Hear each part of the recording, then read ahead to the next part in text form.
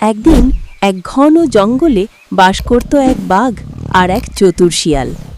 বাঘ ছিল জঙ্গলের রাজা, বলশালী, ভয়ঙ্কর, আর গর্জনেই সবাই কাঁপত। অন্যদিকে শিয়াল ছিল ছোট, দুর্বল, কিন্তু বুদ্ধিতে ছিল সবার সেরা। একদিন বাঘ শিকার করতে গিয়ে শিয়ালের সঙ্গে দেখা পেল। বাঘ গর্জে উঠল, এই শিয়াল, তুই এত ছোট প্রাণী, তোর কোনো শক্তি নেই। আমি যেমন বলশালী, তেমন হলে তুইও রাজা হতে পারতিস।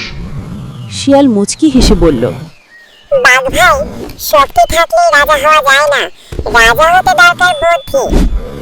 বাঘ রেগে গিয়ে বলল, তোর এই ছোট্ট মগজ দিয়ে আমার শক্তির সঙ্গে পাল্লা দিতে পারবি?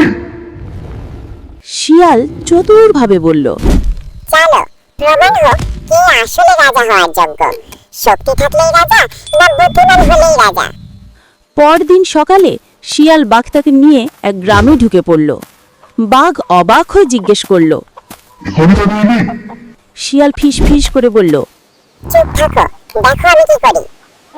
গ্রামের লোকেরা বাঘ দেখে চিৎকার শুরু করলো। তখন শিয়াল গলা তুলে বলল, ভয় পেও না, আমি এই বাঘটাকে ধরেছি, এখন তোমাদের জন্য এনেছি। গ্রামবাসী ভাবল শিয়াল সত্যিই বাঘকে বশ করেছে। সবাই লাঠি নিয়ে বাঘের দিকে এগিয়ে গেল। বাঘ ভয় পেয়ে দৌড়াতে দৌড়াতে পালিয়ে বনে চলে গেল। আর শিয়াল গাছের নিচে বসে হাসতে লাগলো। দেখলে বাঘ ভাই, শক্তি নয়, বুদ্ধি আসল শক্তি। বাঘ দূর থেকে তাকিয়ে ভাবল, আজ বুঝলাম শুধু বল নয়, মাথাও দরকার। শিক্ষা, জীবনে শুধু শক্তি বা ক্ষমতা নয়, বুদ্ধি, ধৈর্য আর সময় মতো সঠিক সিদ্ধান্তই মানুষকে সফল করে তোলে।